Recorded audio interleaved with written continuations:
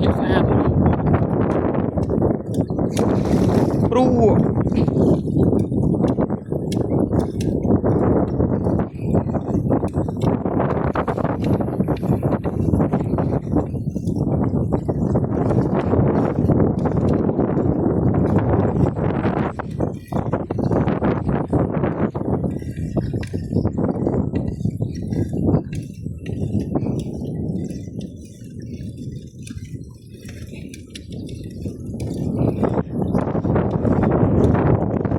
vươn trong một linh mây mây tầm quên bát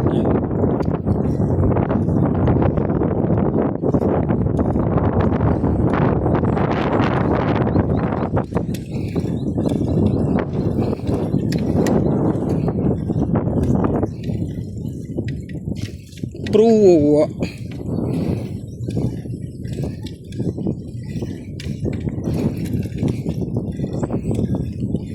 đi pram muối cả đa pi pon học thầy pram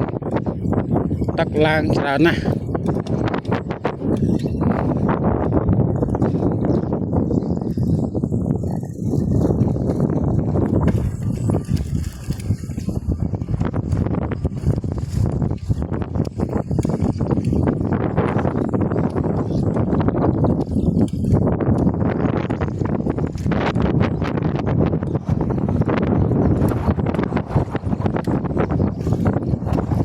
như thế mà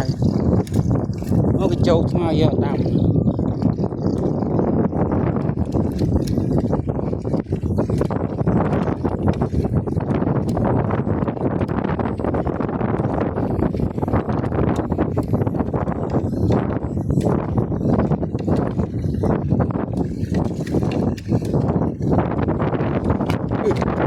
tròn à tròn à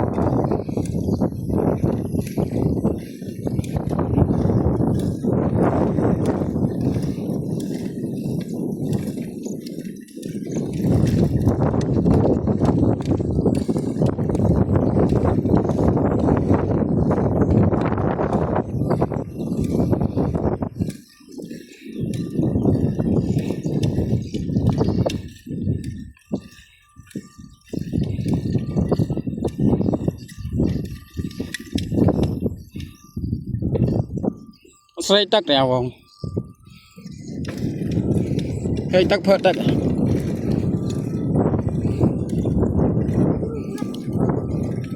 nó vượt lên năng nong nó cloud phi vượt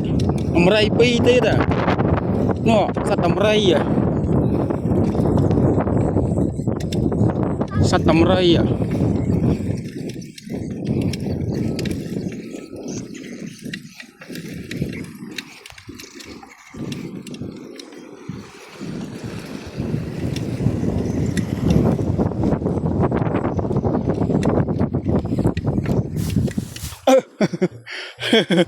một bằng rồi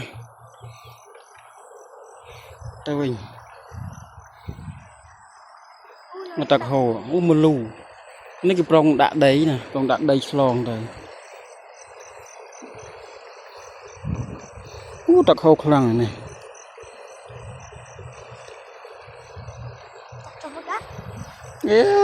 trong mình nè cái hạt tạc hồ